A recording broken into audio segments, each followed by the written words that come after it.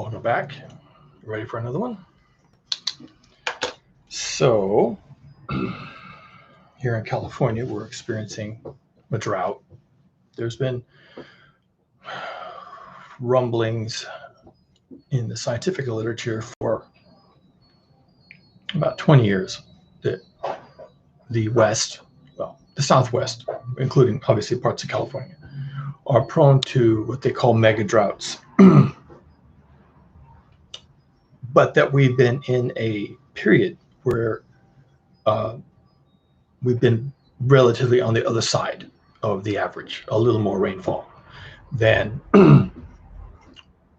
average. So,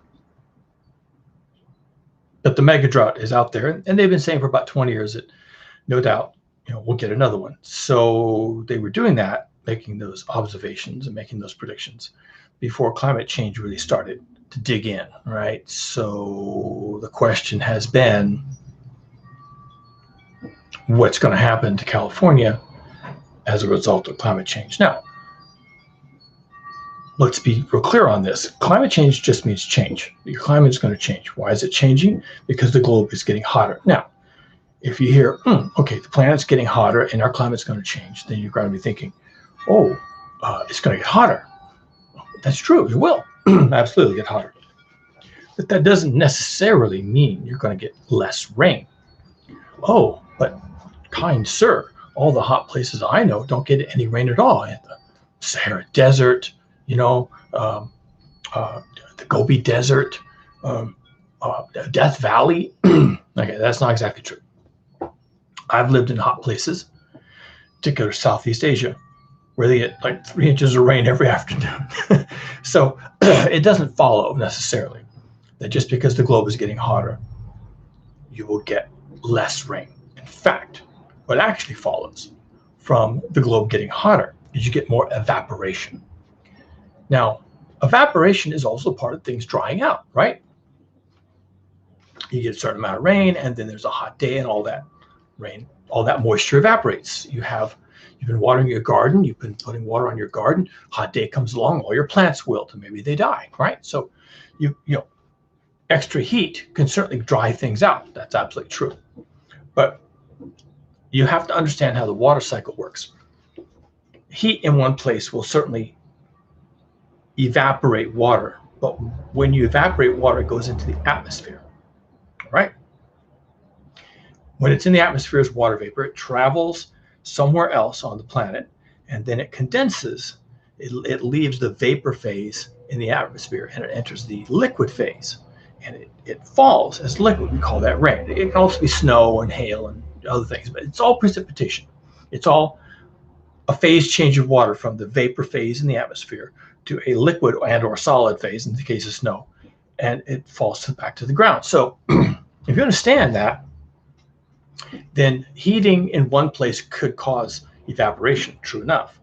But eventually, that evaporation translates into more precipitation, possibly someplace else. So different parts of the planet will experience both of these phenomena because they happen together. They do not happen in isolation.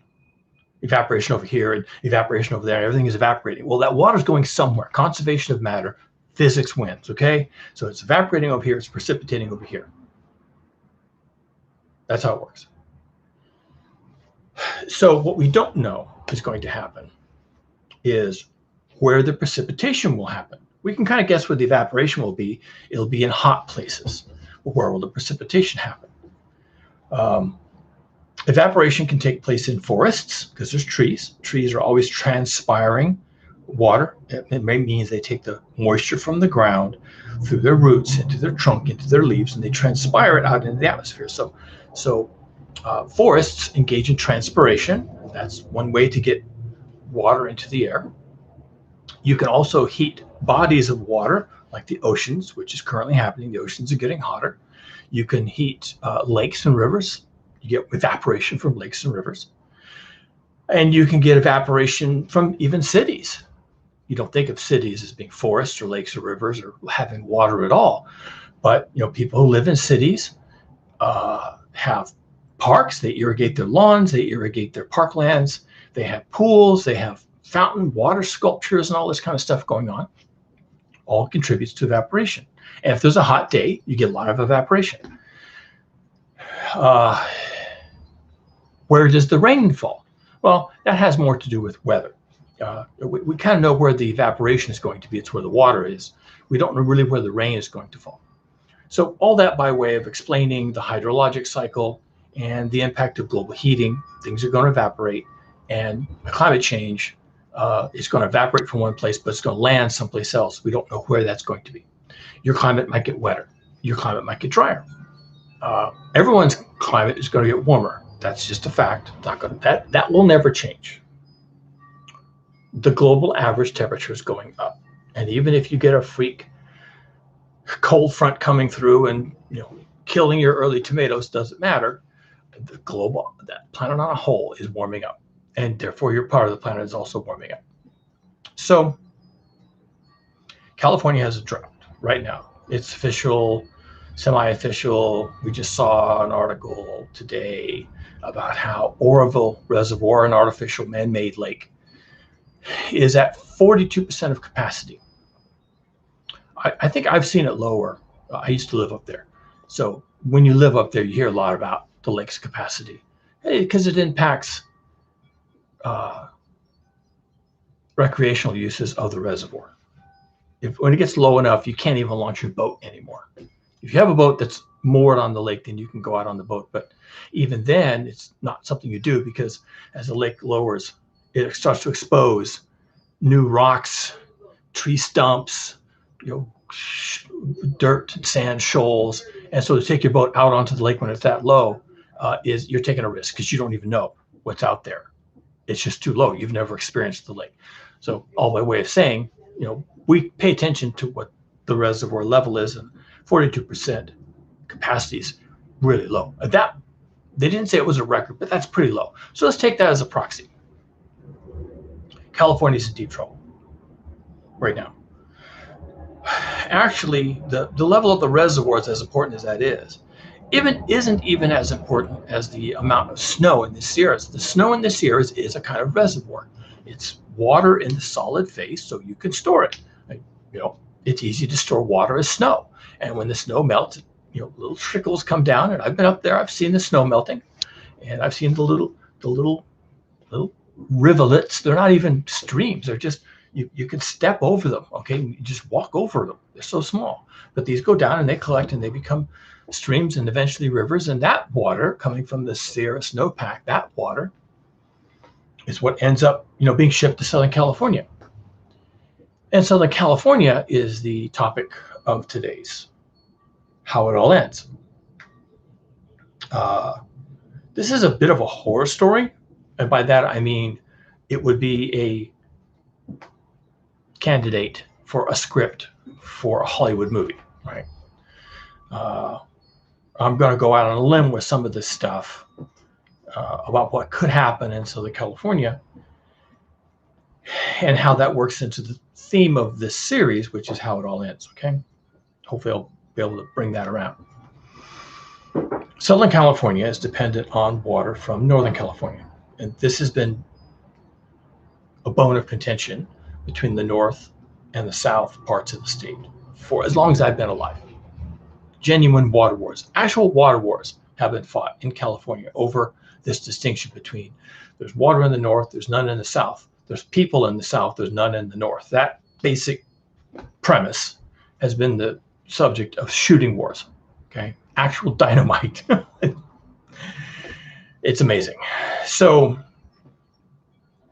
by dynamite, I mean like blowing up dams, right? Because someone thinks you've got their water and you blow up their dam with dynamite. That kind of water wars. So they are heavily dependent. There's about 20 million people living in Southern California in a few places everyone's heard of, right? Long Beach, Los Angeles, San Diego, a few others, Orange. They don't get all their water from Northern California. Most of the water from Northern California probably goes to agriculture, which is food production, of course, for everybody. LA gets a good part of their water, maybe most of it, I'd have to check, doesn't matter, from the Colorado River, which happens to be split between California and Arizona. It's actually on the border. So California gets some of the water and Arizona gets some of the water. More opportunities for water wars, as you can imagine. Nevertheless, so we're in a drought. And California, according to the science, is subject to mega-droughts. And these mega-droughts, doesn't mean we're in one right now, but these mega-droughts can last 70, 80 years. I don't think anybody really knows what causes them. It's obviously some sort of planetary thing. 70, 80 years is pretty short to be geography, like massive changes in ice sheets and things like that, which only happen over hundreds of thousands of years. So 70, 80 years is really short. So I don't know that I've heard a theory about why California has mega droughts over 70, 80 year periods and then they go away. Something is definitely going on there. We are prone to these things. Now, as climate change comes and as the globe heats up, this could actually get worse. These mega droughts might come sooner. So right now we're really low on water. Our snowpack really sucks this year because the planet's getting warmer. We had more precipitation in the Sierra Nevadas as a liquid, not as a solid. And when the precipitation falls as a solid because it's cold, then it can accumulate. You can get 30 feet of snow in the Sierras. When the precipitation falls as a liquid, which it will do if it's not cold up there, global heating, then it just runs off. It goes off to the sea, or it fills some reservoirs that happen to be strategically positioned to collect it. But in any case, either we didn't get enough rain, or not enough of it was caught in the reservoirs, or whatever happened. It didn't snow enough. Now the reservoirs are down, and they're talking about a drought, and they're advising people to cut their water consumption by 25%. So that's the backdrop. That's the backdrop to the death of LA. Now, I've already said that we don't know where the rain is going to fall under climate change. It could evaporate from the ocean, a nice big rain cloud come right over Southern California and just dump water all over the place, right? Fill everyone's swimming pool, fill all the local reservoirs, water all the crops, and they could, the Southern California could end up with maybe even a monsoon hydrological cycle. Monsoons come every day. I lived in Bangkok and we had monsoons every day. Rained like you couldn't believe. I bet it rained 3 inches at a time in a monsoon, when a monsoon would come over. And they're daily. They're actually caused by continental and ocean air currents that just seesaw back and forth during the course of the day. And it's just like clockwork. And the monsoon comes in and dumps water, and then it goes out. And the next day it comes back, it dumps water, and it goes out. And the land and the sea just keep exchanging air masses. So that was the thing. We could get that in LA, right? Where the monsoon rains come in, they dump, and then they go back out. And they come back the next day, and they dump, and they go back out. In which case, they'll be fine. That'd be a great resolution for the south of California for their water problems. But let's say it doesn't happen that way. It could, but let's say it doesn't.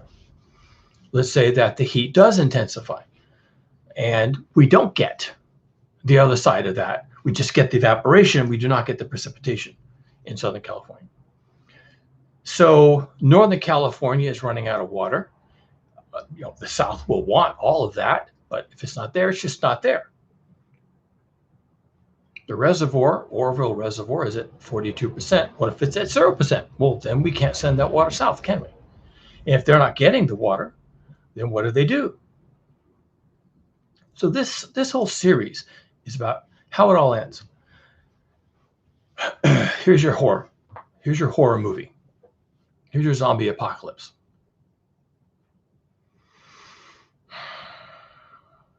The mega drought scenario in the West and the Southwest also affects Lake Mead, the Colorado River, San Joaquin River, the Sacramento River, the Sierra Snowpack. And this cascades into a series of failures to deliver water to Southern California. Also, well, not just the urban area water consumption, but also the agriculture water consumption. Now, people can, do without food if they get hungry, and the government can fly food in from other places, but people can't do without water, and government cannot realistically fly in water. You can truck it in, you can put it on rail cars and things like that, but you can't fly it in. So one possible scenario here is that Southern California actually runs out of water.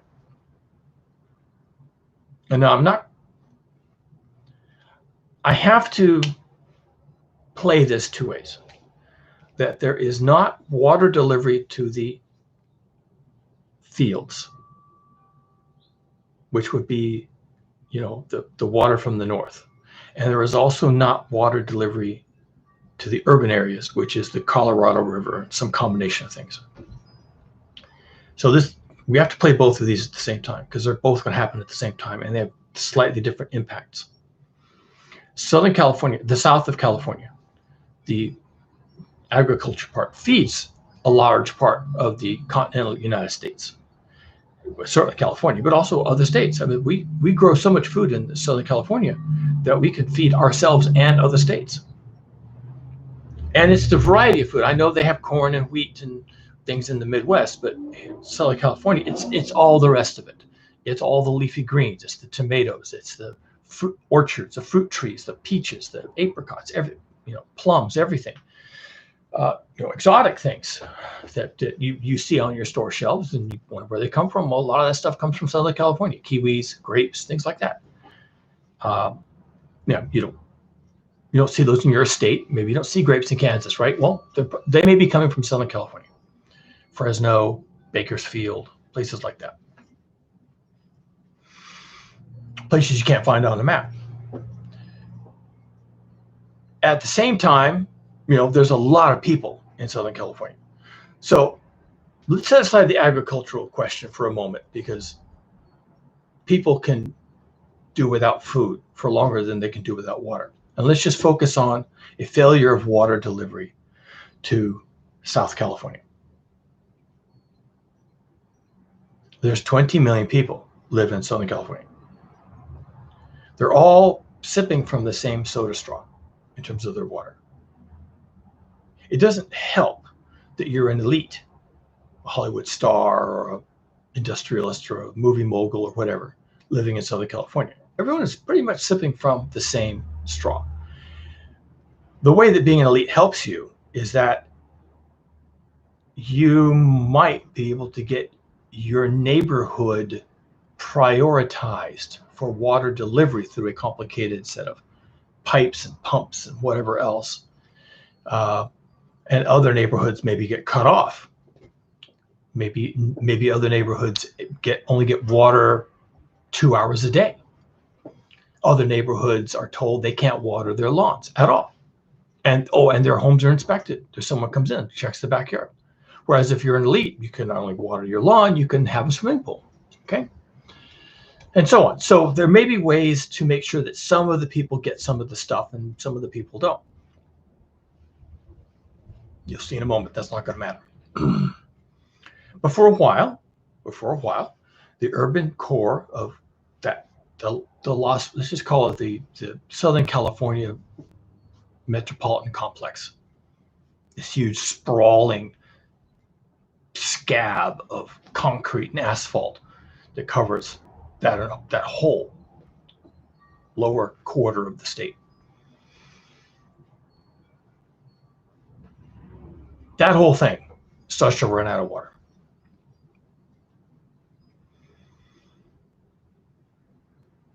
Of course, people are going to panic. They're going to go out and buy all the bottled water. Now there's no bottled water. It doesn't last very long. If your community gets cut off from water, maybe for half the day or for all but 2 hours of the day, then when the water comes on, you're going to go rushing to your shower to wash yourself and your kids, and also turn on a tap and fill up your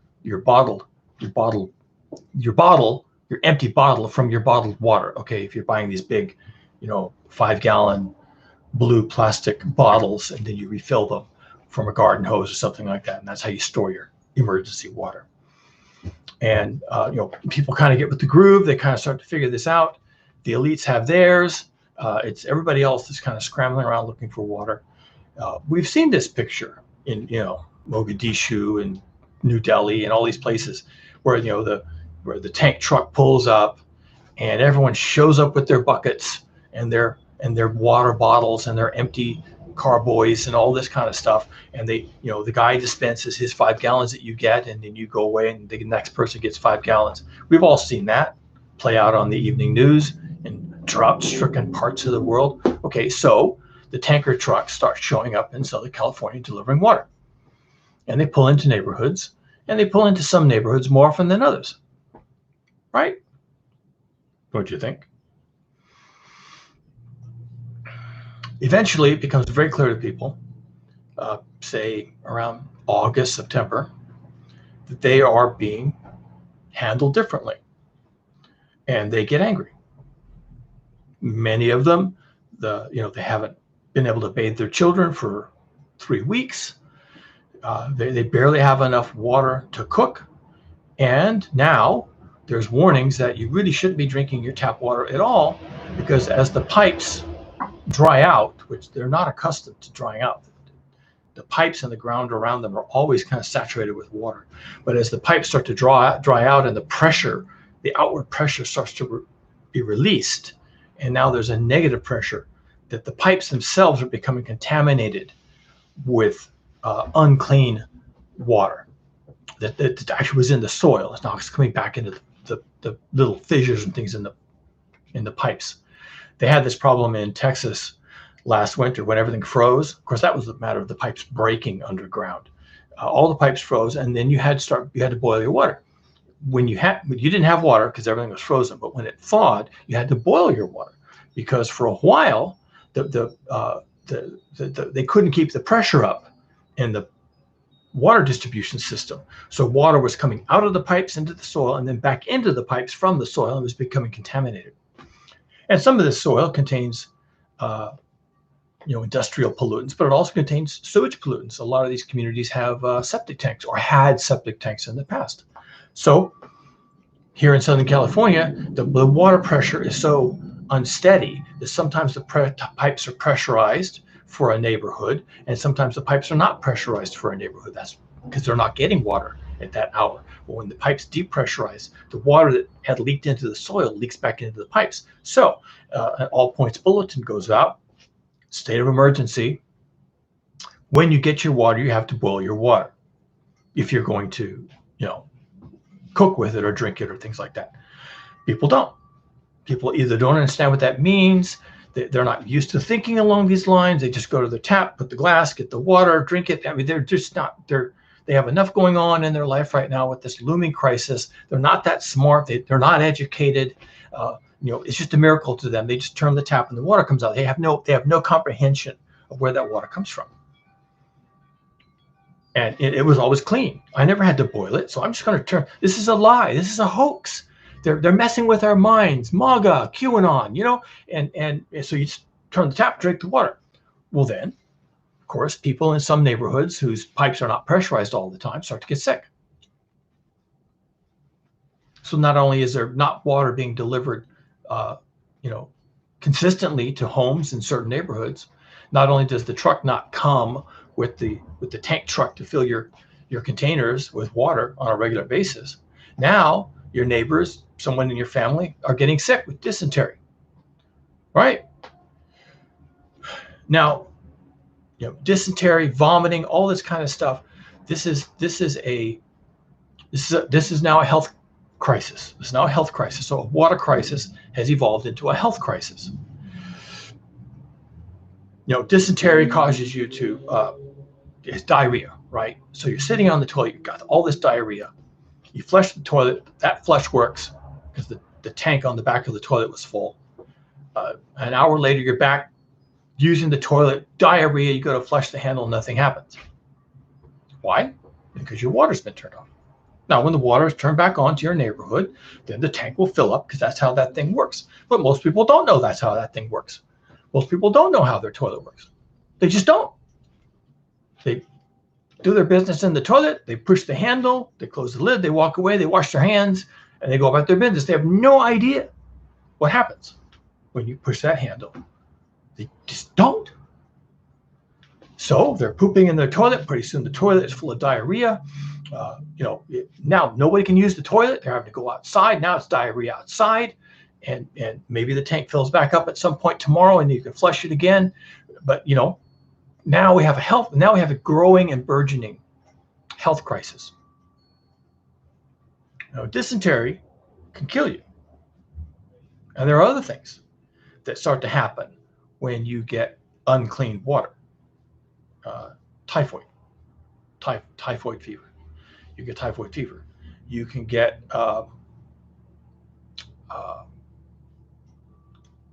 if you're drinking water that's unclean due to E. coli, then you can get E. coli infections in your body that can kill you, right? People eat bagged spinach and they get E. coli and they die. What do you think that's about?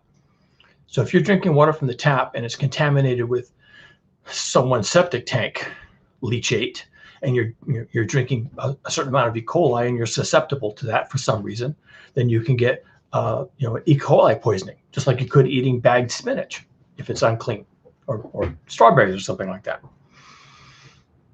So pretty soon we have these burgeoning, expanding, decentralized, no one can really understand where this is coming from, but it's coming from everywhere, from all directions at once.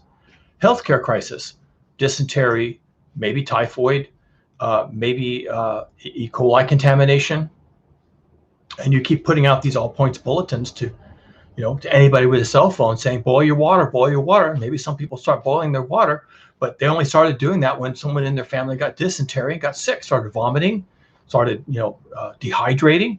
And pretty soon, because there's no water to drink regularly, and because they're dehydrating due to the vomiting and the diarrhea, people start to die. They're dying of dehydration. Now, this is not even assuming that anything bad has happened with the power supply, the heat. It is summer in Southern California.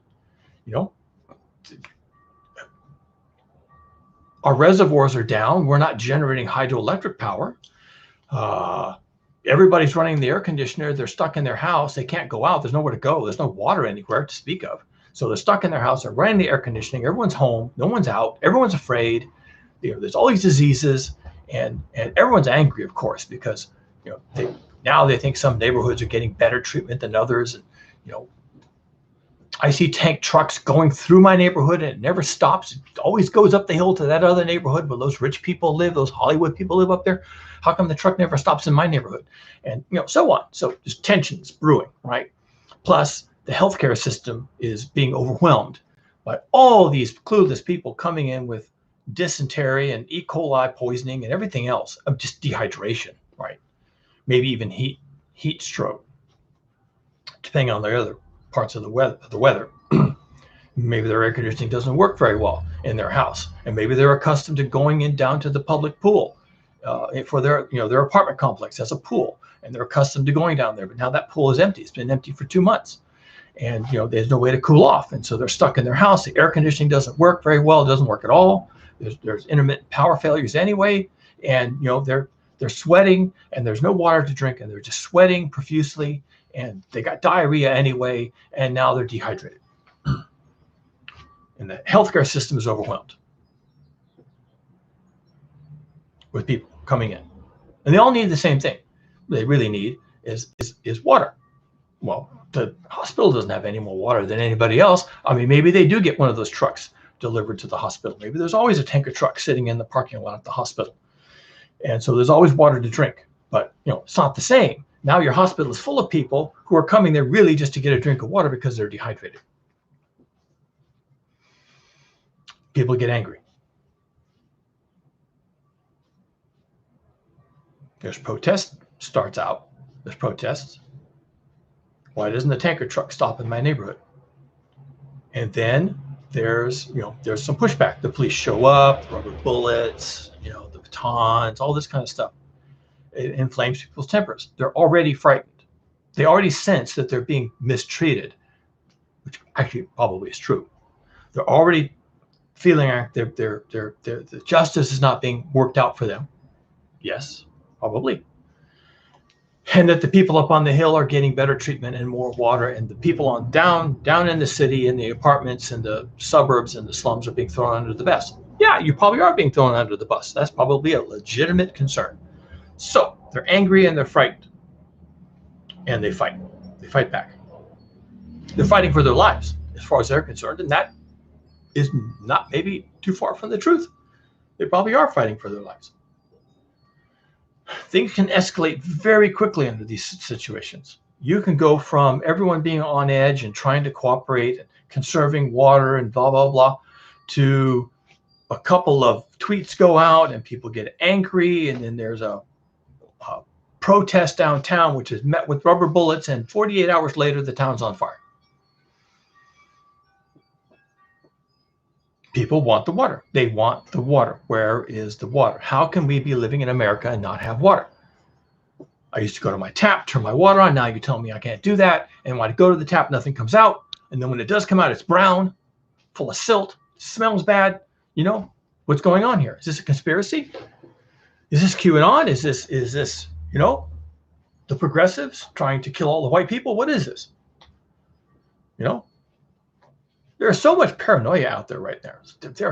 People have really effectively lost their minds, especially in Southern California. A lot of conservatives down there. Military-industrial complex, a lot of business, a lot of industry, a lot of people harboring thoughts about there's a conspiracy, right?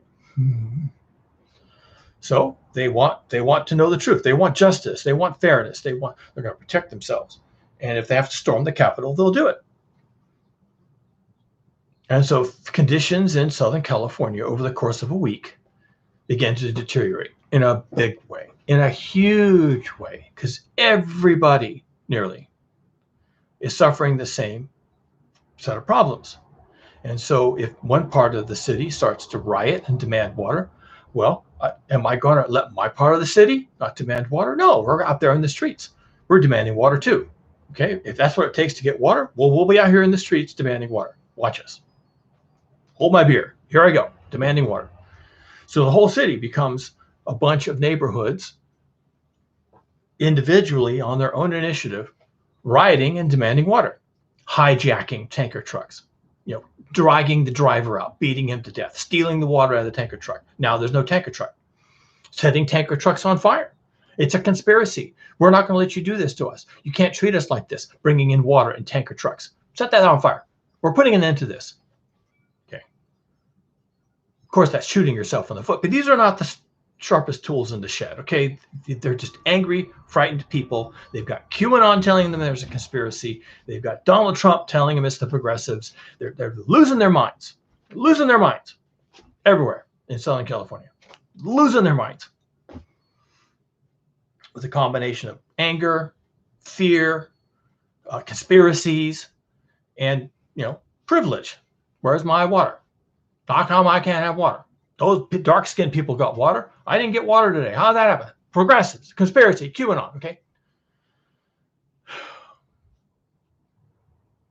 Over the course of a week or two or three, that megalopolis becomes ungovernable. And the governor declares a state of emergency. So declare your state of emergency. What does that do? It doesn't change anything. Do you think people are going to say, oh, he declared a state of emergency. Phew, that's a relief. I'm going home. No, that's not what's going to happen. It does allow the governor to mobilize the National Guard, you know, mobilize the local militias, bring in the U.S. Army, right? Does that help? No.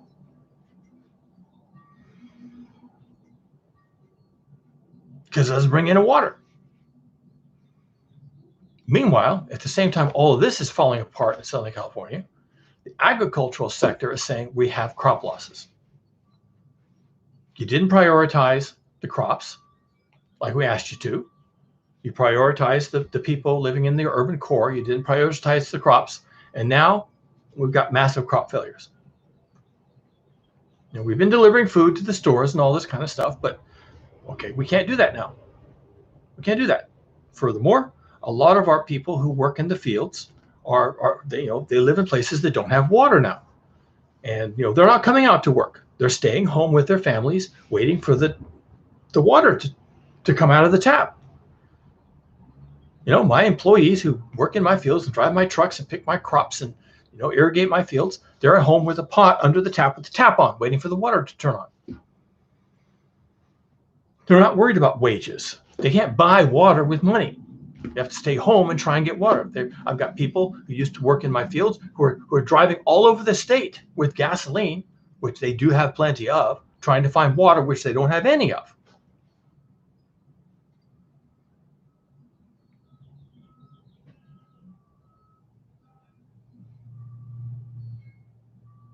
A month into it, people start to leave. They're leaving. They're leaving for multiple reasons. They're leaving because there's no water, and the situation keeps getting worse. And they're leaving because their quality of life has just gone in the toilet. They can't cook, they can't clean, they can't bathe. People are getting sick from dysentery. Quality of life is just really bad. And they're leaving because of the violence. Because some neighborhoods are having protests, there's fires, the police are running ragged, the hospitals are full of people. Your neighbor just came back from the hospital, had dysentery, went to the hospital, came back within, at the end of the day, came back, never got in the hospital. Waited outside for 6 hours, vomiting, diarrhea, just hoping for a glass of water, if nothing else. Couldn't get in, couldn't get a glass of water, couldn't get in, and came home. And you're seeing that, you're saying, really? They couldn't do anything for you? They couldn't even give you a glass of water? Nothing? You got nothing? And you're thinking, well, that guy's not going anywhere. He's got dysentery. He can't even sit in a car. And according to what I'm hearing from the health officials, just a couple of tweets we got, dysentery can be fatal if you can't get water. So that guy, I like the guy. He's been a good neighbor, but he's going to die. He's going to die. I'm watching that guy die. And, 2 doors down, that family, they're gone. I don't know where they went. They just pulled up stakes and left, right? Is that what they did? Anybody hear where they went? And so people start voting with their feet. They're like, I don't think this is going to, state of emergency from the governor. Thanks a lot. I don't think that they can handle this. This has been going on a while now. And I don't know. I don't think they got a handle on this. That's what I think. So people leave. They leave. Now maybe they have a relative that lives in Northern California or Oregon or Washington or Nebraska, and they leave. Maybe they drive out, maybe they get on a plane. Who knows? One thing they can't do is they can't stay in the Southwest. So there's no Arizona, New Mexico, Texas, no Utah, no Southern California, no Nevada. They're going a long way. Okay. It's a big deal. Pretty soon the freeways have a lot of traffic.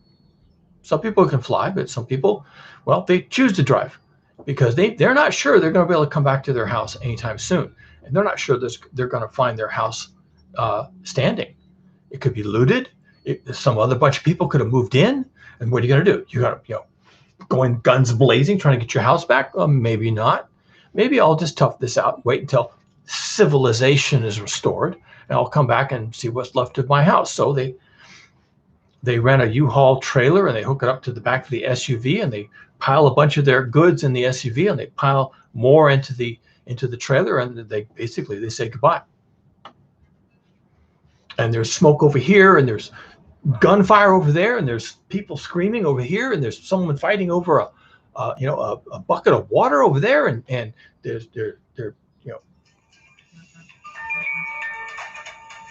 quiet,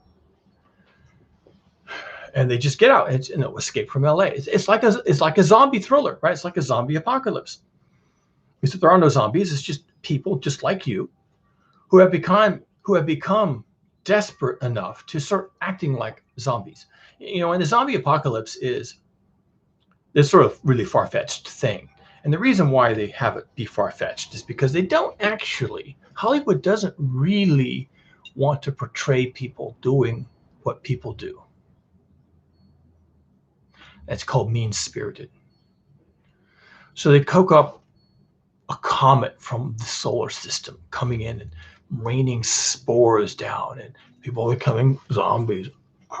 Okay. Some fungus from the pharaoh's tomb gets loose in the city. Okay. But there's lots of ways people will become, okay, including running out of water. Because you can't survive for more than a few days without water.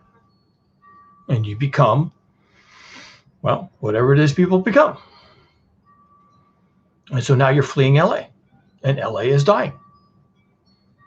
And everyone's on the freeway, and all of a sudden, and it all happens at once. Of course it does. Because everyone is in the same situation. Nobody has a different set of options than anybody else. And they're all thinking the same thought. And they're all getting the same public service announcements. And they're all seeing what's happening in the news. And they're all connected to each other. And they're all on social media. And all the wives are talking to all the other wives. And everyone is sharing the same thoughts. Because they're all connected. And they're all in the same boat. And the boat is not floating. There's no water. And so there's this herd thing that happens. Some people get out early because they have options.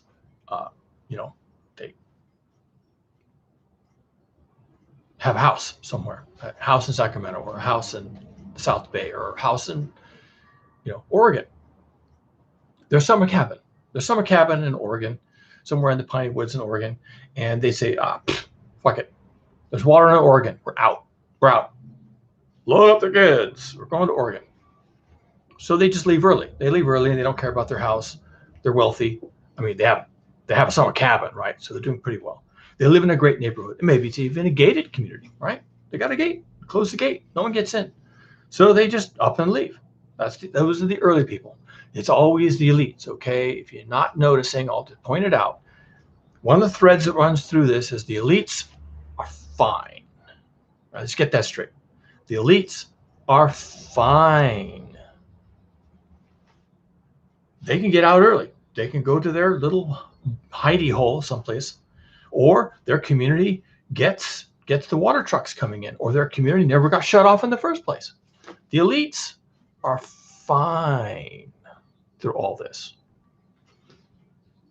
And there's different ways they can leave. They can pull up stakes and get in the SUV and go to Oregon and hang out in the summer cabin, or they can just stay in their gated community and hire in a bunch of mercenary retired police or off-duty cops to come in and patrol the streets and shoot on sight anybody climbing over the gate, right? They're fine, and they got their water coming in every day, and they got their private military, and they got their private water supply, and their pools are full, and they haven't had any problems at all.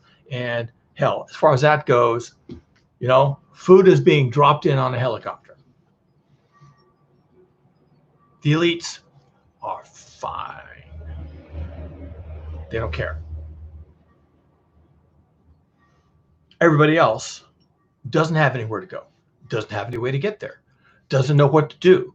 They don't want to leave their home because of all the hullabaloo. They're not sure they're going to have a home to come back to. So they don't want to leave their home. So they're anxiously hoping everything works itself out. The governor declared an emergency. Maybe that'll make a difference. Days go by, didn't make any difference. Maybe the police will, maybe the military will come in and establish order. No, they didn't really do that either. Hell, I hear they didn't even bring weapons. They just showed up and they got nothing to crowd control with. They're putting up barriers. Oh, I also heard they're protecting the elites. Okay, so that's not going to work for me. And then everyone comes to the same conclusion at the same time. They load up the SUV and they hit the freeway with a tank of gas. Which, by the way, we hear is going to be in short supply this summer. It's quite a horror story, isn't it? It's quite a horror story. They hit the freeway with gas. Now the freeways are full. Everyone's tense. What are you doing in front of me? Why are you on the freeway? Go home. Get out of my way. And of course, because this is America and because this is Southern California, everybody's armed, right? I got my guns. I got my freedoms. I got my 2A. and I'm on the freeway and I'm pissed.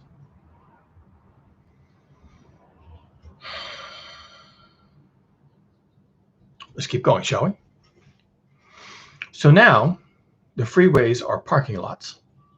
People who thought they were going to die in the city now are increasingly certain they're going to die on the freeway.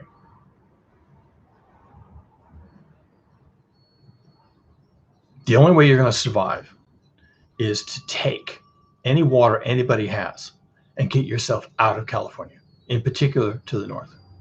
So they start finding anybody who can't defend themselves, kill them, take their stuff.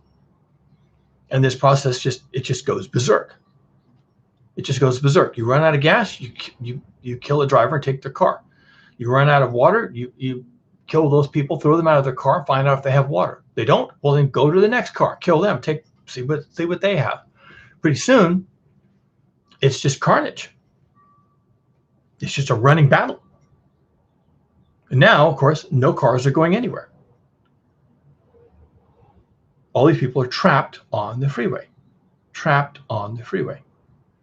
There's no police, there's no military, there's nothing. And of course, there's no water. There's no water on the freeway. There never was water on the freeway. The water was at the homes and the rest stops and the restaurants and the gas stations. They don't have water either. So the only water is what's in the cars. And you have to go to the cars to get the water. And if that means you have to kill somebody to get their water, that's exactly what you do. You don't even question it. You don't hesitate. My need is more than yours. You're dead. I've got children, you don't. You're just two old people and you got water. You're dead. Give me your water or I'm going to shoot you. I may take your water and then shoot you. Because I'm pissed. Because my privilege didn't work out. I'm angry because I'm supposed to be privileged. And my freedoms are being trod upon. And it's a conspiracy at QAnon and Alex Jones and, Donald Trump. And I'm angry. And I've got a gun. I've got 6 guns. And I've got 1,000 rounds of ammunition. I knew this day was going to come. Now the payoff. Rambo. I'm Rambo. I'm going to get what I need.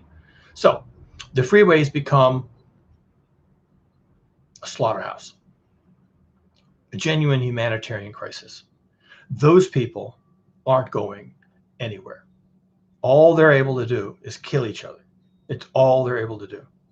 The people at the head of the pack are able to go forward into Oregon, but the people a few dozen miles back who got stuck on the side of the road or got stuck in the median strip or got stuck in a long line, they're finished. And it was over the course of days, tens of thousands of people perish. There's 20 million people live in Southern California. If 2/3 of them try to leave, that's 15 million people trying to leave Southern California. The elites can stay behind, and people with absolutely no means of any kind stay behind. So maybe there's 15 million people trying to get on the freeways over the course of a week. It doesn't happen. That just doesn't happen. And as it continues to not happen, they realize that they're doomed. And they're angry. And they start killing people near them because that's what they can do with their guns. That's what they can do with their guns. They can kill the people right there. They can't kill the Hollywood elites. They can't kill, the progressives in Washington. They can't kill, the politicians who caused all this. They can't kill the Illuminati. They can't kill, people up on the hill. But, they can kill that guy in the car next to him who's got, I can see, he's got a jug of water.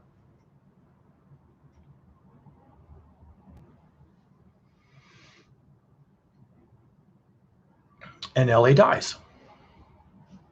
It dies of a combination of dysentery, typhoid, dehydration, starvation,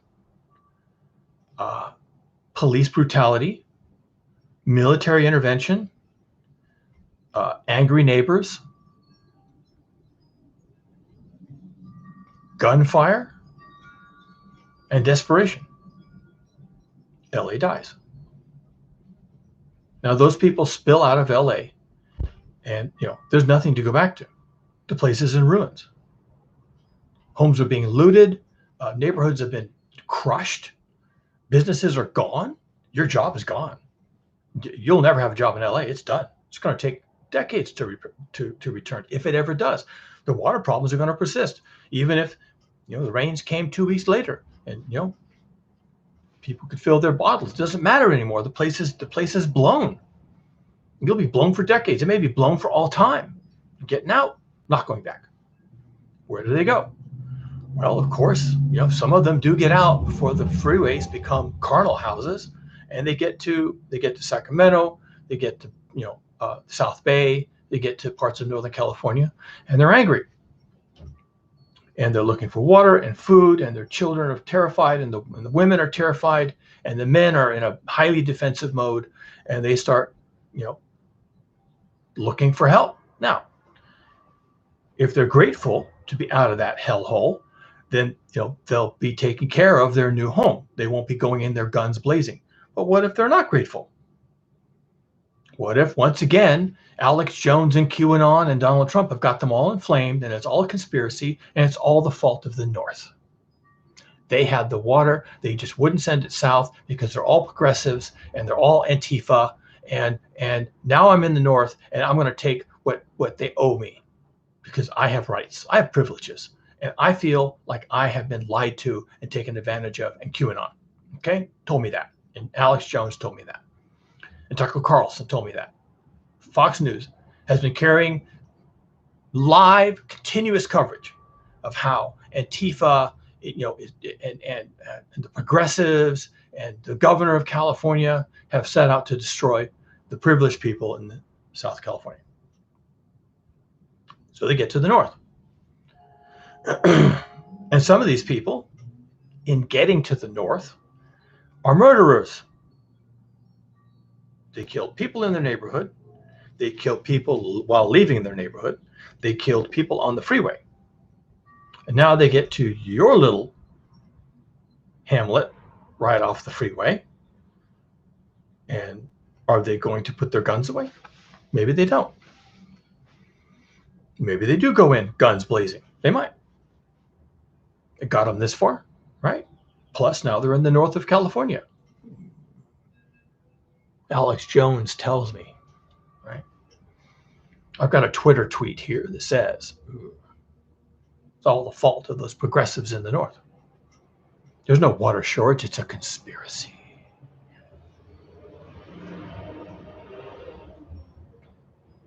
So now you've got a civil war.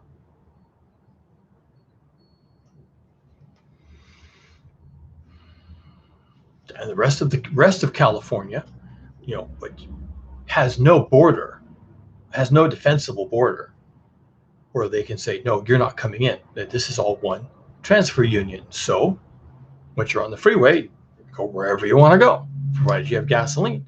So people get into the north of California and they end up in San Jose and Santa Clara and Mountain View and Oakland and San Francisco and,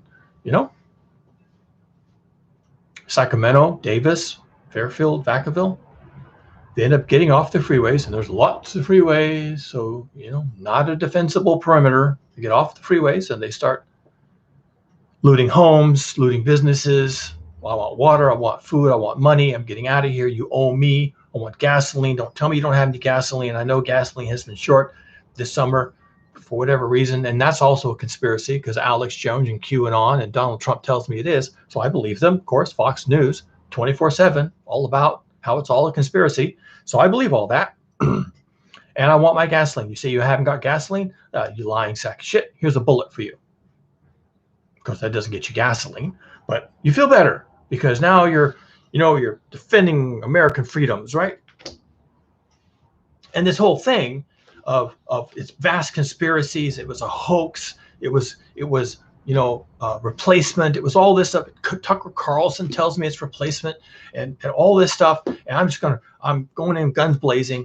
And pretty soon the entire state of California is under siege and it can't stop it. People are leaving Southern California. They're angry, terrified, and their minds are broken.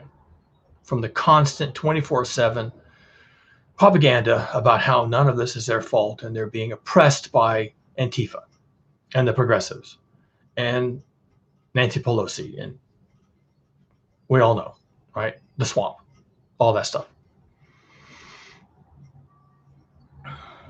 So the state of California fails.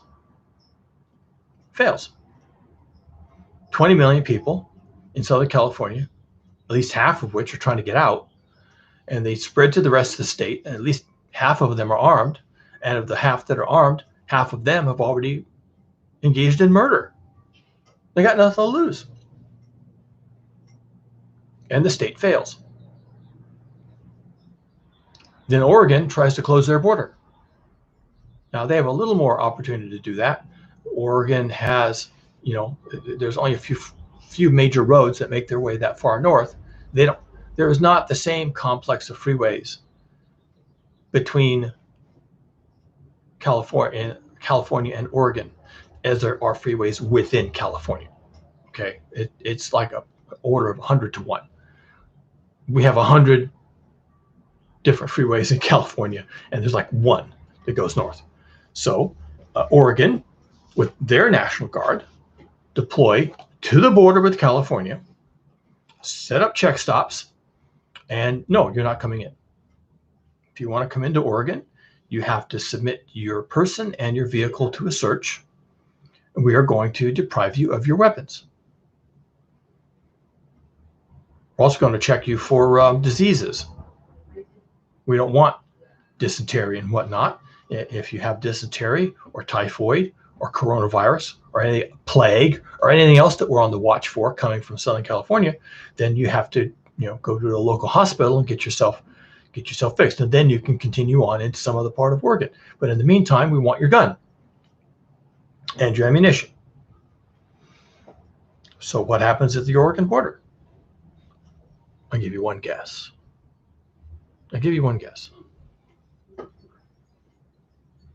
Civil War.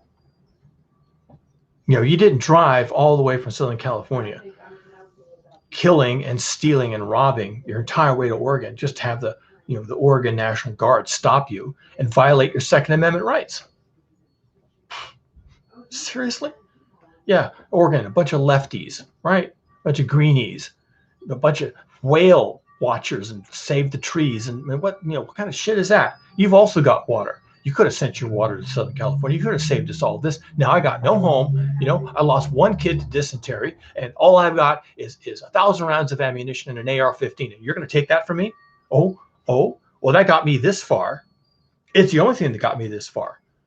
There was nothing for me. No one gave me anything. I had to take everything I have right now in my car and my few family possessions and my one remaining child. And it's my AR-15 that got me this far. And you're going to take that away? Oh, seriously?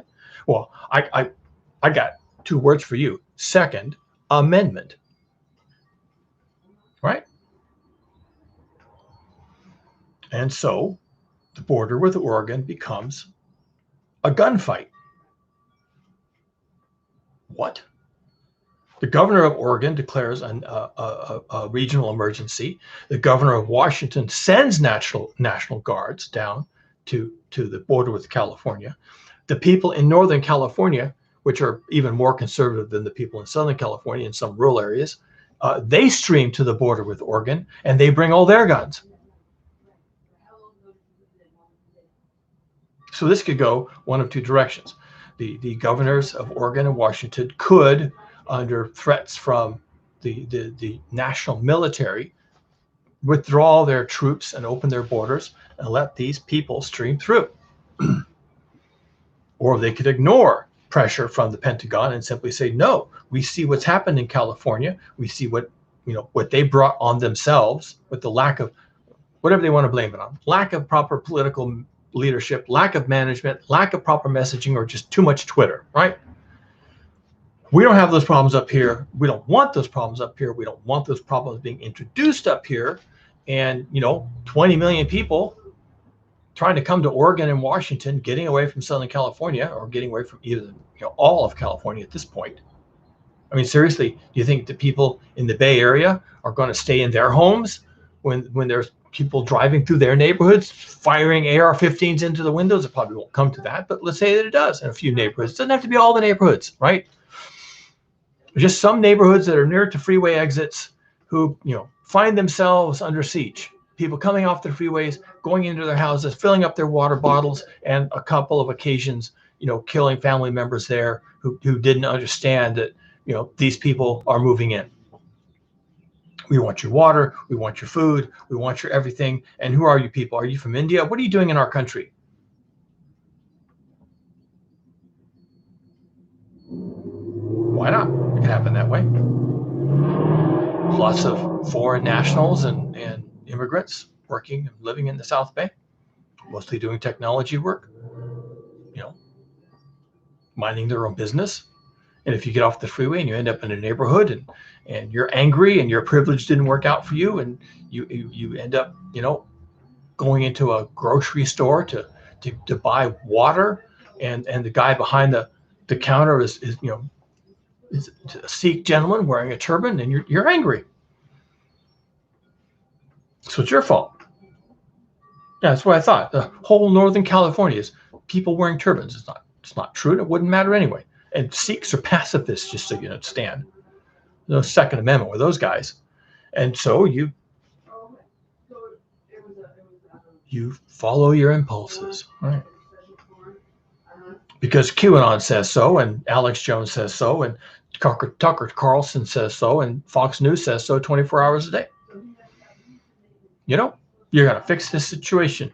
You didn't buy yourself 2,500 rounds of ammunition just to put up with this, and you want your country back. And I'm resentful. And my wife's name is Karen, right? She's resentful. And we lost a kid to dysentery, and it's your fault because you're Sikh, right? The place falls apart. And LA died. And we're not going to be able to help LA in that scenario because the people streaming out of Los Angeles destroyed everything as they went up the state. They got stopped at the Oregon border. And there was a running battle with the Oregon National Guard. And LA died. And LA will never be reborn. And even if the rains come back and the reservoirs fill up, the Colorado River is full of water and the orchards are green again, and the swimming pools are full. No one wants to go back. I've seen enough. LA died.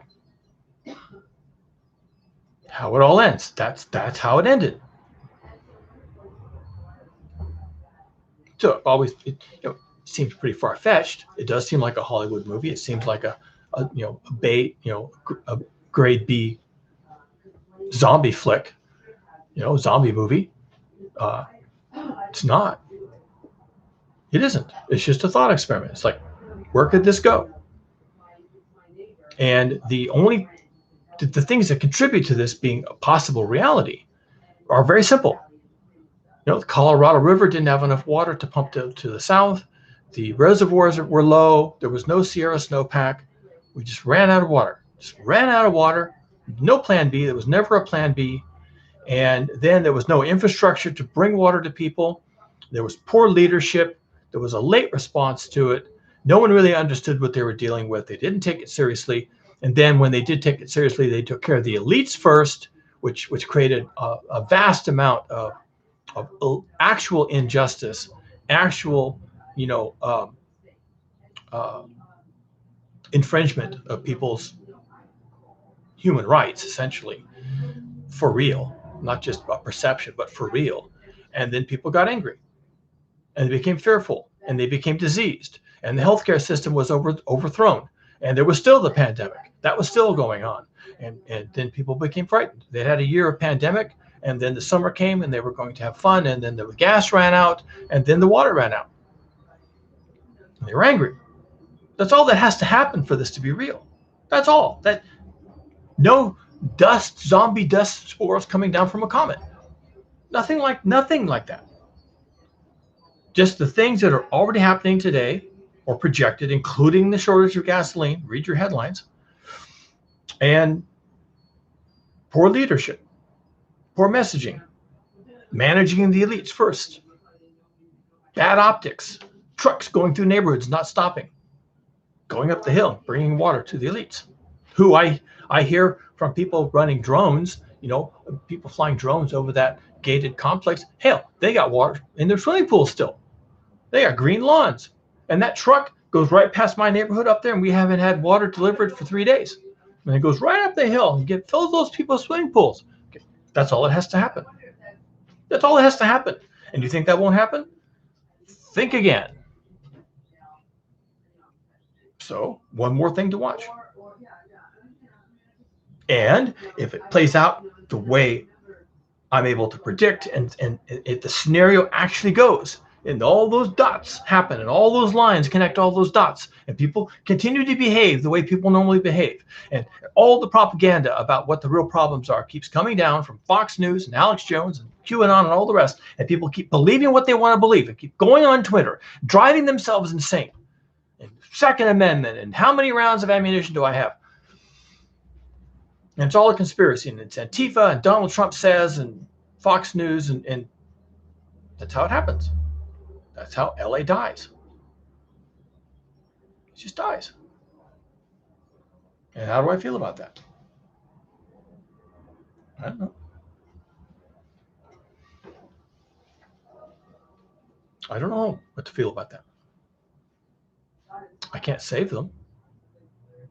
Nobody can save them. Let's get that one straight real fast. Nobody can save them. They're up against the laws of physics.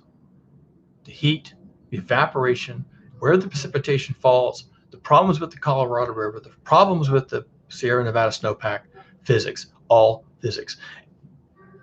Oroville Reservoir is at 42% capacity. Conservation of matter. There's no water in there at some point. There just isn't. And Alex Jones can tell you there is, and that's all in 100%, and they're just holding the water back. He can say all that, but hey, it's not there. And you can think whatever you want to think.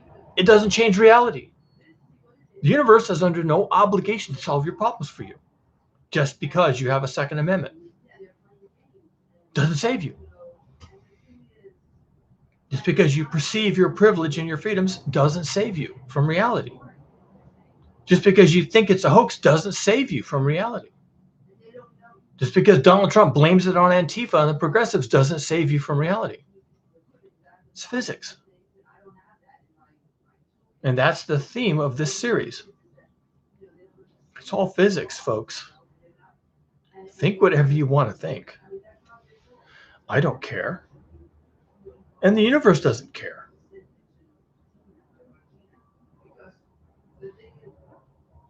If that sounds harsh, that's just my frank assessment. And you need to start thinking very clearly about your situation. And if you're in India, I can guarantee you, you're thinking very clearly about your situation. And if you're in LA right now, you should be thinking very clearly about your situation. Now, just so you know, full disclosure, I am thinking about building cisterns on my property because I can do that. How I do it. Dig a hole. I've got a truck. My truck is a dump truck. I can haul dirt. So I dig a hole in the ground and I pour a concrete base in it with remesh. And then I take, they're called CMUs, they're concrete blocks. And I go around that thing and I build up walls to near the surface, not quite at the surface, just a little below, maybe a foot below. Then I coat the inside with epoxy paint that's potable. They use it to build fish ponds. So if someone wants to build a fish pond, they dig a cavity in the ground, they line it with grout, and then they paint it with this paint, and it holds the water in, and it's black, so it makes the fish pond look nice. The way your swimming pool is blue, your fish pond is actually black. So this black paint, you paint the inside of your cistern. You put a submersible pump that costs about $100 down in a little hole on the bottom of your cistern, not a hole, a recess, so the water will drain into it. The pump can pump it out. The last drop. You can now pump out of the bottom of the cistern. Then you fill it with water. Now you might fill it with the city water, but the smarter thing to do is fill it with rainwater. That's my actual plan. So your roof is shedding rain, you shed the rain into garbage cans, and maybe you have another submersible pump, a small one that's portable, and you put a garden hose on it and you drop it into your garbage cans and you pump that water into your cistern underground. You have a submersible pump in the cistern, it's basically permanent. You wire it, you have plumbing that comes out into a pressure tank. Look it up. It's shaped a little bit like a water heater, but it's not. Pressure tank. And now you can pressurize your irrigation and you can grow food. You could also, you have to be real careful about this, you could pressurize your house. You'd have to put in a one-way valve so that the water coming from your cistern into your house does not go out into the water main, right? Your house has to have an industrial quality water filtration system. It costs about $2,500. You might want 2 of them. You might even want 3 of them. So you have like $5,000 worth of water filtration, including UV antibacterial, and you have your cistern and you fill it with your rainwater, and you could, in a pinch, pressurize your house with your stored water. A cistern that's 6 feet deep by 8 feet wide by 10 feet long will hold about 3,000 gallons. If you use 30 gallons a day, that's 100 days. Not bad. Not bad at all. I don't know what the average person uses. I think they say 5 gallons a day for the average person during an emergency, 5 gallons a day. You have to have 5 gallons a day per person for a few days. That's what they tell you, right? In case of flooding or electrical outages or other reasons, that earthquakes, other reasons that your water supply may be interrupted, you should have 5 gallons per person per day for a few days. So how many people live in your household? How many days do you plan on having emergency water? That's the quantity you need. I mean, it's 100 gallons. It's 50 gallons. It's something like that per family. Not much. A big barrel, a garbage can, something equivalent to a garbage can, maybe 2 garbage cans worth of water for your emergency. 1 cistern, 6 feet deep, 8 feet wide, and 10 feet long. And I have reasons for using those measures. It had nothing to do with you and your situation. 3,000 gallons. Not bad.